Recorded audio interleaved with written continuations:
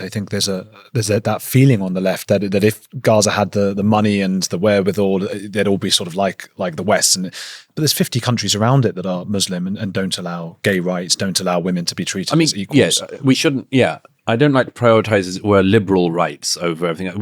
Let's just say that. I mean, just go to living standards, or the ethos, the guiding ethos.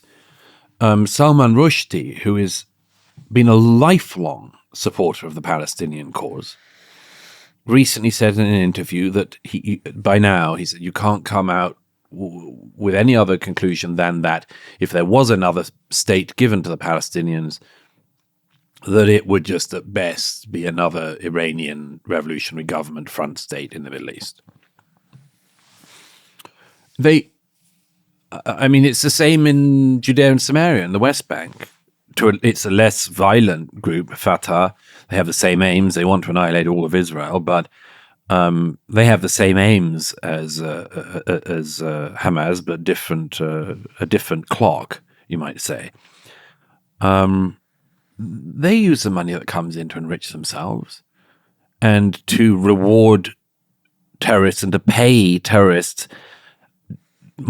If the terrorist who kills Jews goes to prison, or if he dies, the Palestinian Authority has a budget to pay more money to the terrorist or the family of the terrorist, depending on how many Jews they've managed to kill. And the payment goes up per Jew. That's what our taxpayer money goes to.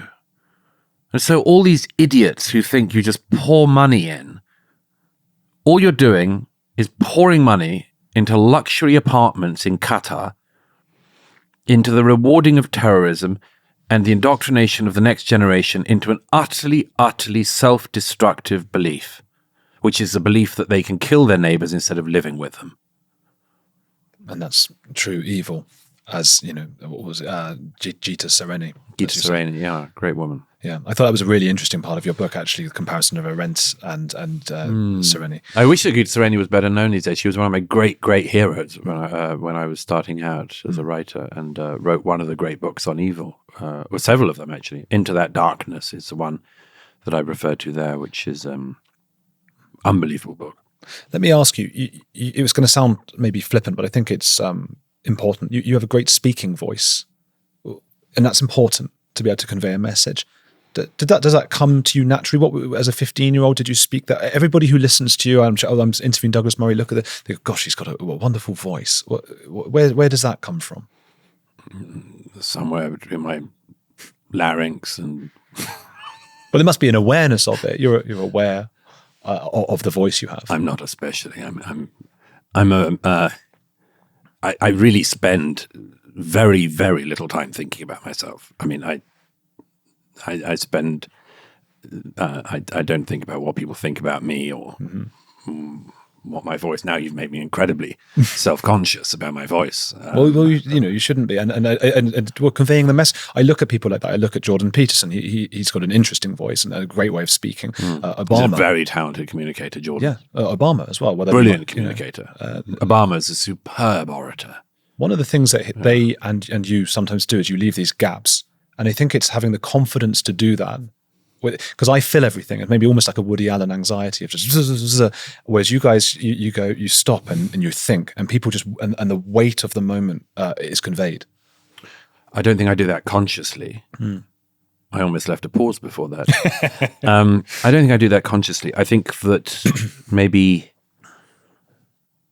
it's consoling to see people thinking on their feet. I think so. I think that's probably.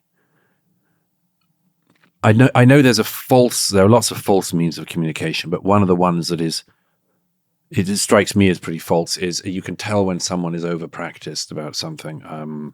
There's a brilliant woman, I won't name her, but who a very skilled communicator, but I remember hearing her speak some years ago, and everything was too practiced that she was supposed to say. And then I asked myself, what about that? And then I see. And I just jarred with me.